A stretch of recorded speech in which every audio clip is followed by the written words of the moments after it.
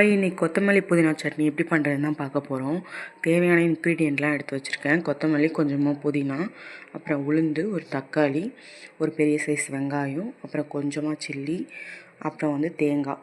காரத்துக்கு ஏற்ப உங்களுக்கு நீங்கள் தேவையான அளவு சில்லி சேர்த்துக்கோங்க. இப்போ எப்படி செய்கிறதுன்னு பார்க்கலாம்.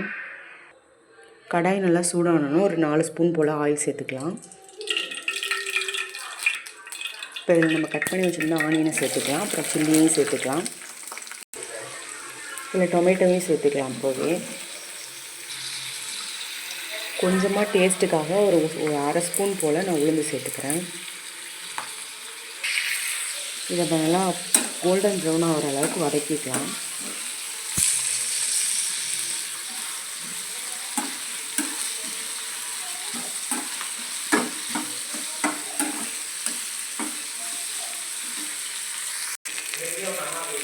இந்த அளவு வதங்கினதுக்கப்புறமா நம்ம வச்சுருந்த கொத்தமல்லியும் புதினாவையும் சேர்த்துக்கலாம்.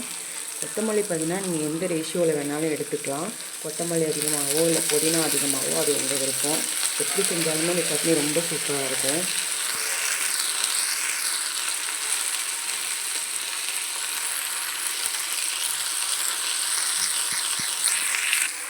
ஒரு நிமிஷத்துலேயே இது இந்தளவுக்கு வதங்கி வந்துருச்சு. இந்தளவுக்கு வதங்கினதுக்கப்புறமா நம்ம இதை ஒரு பிளேட்டில் சேர்த்துக்கலாம்.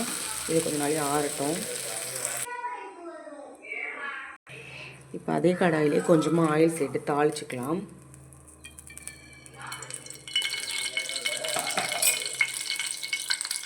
கொஞ்சமாக கடுகு ஆட் பண்ணிக்கிறேன்.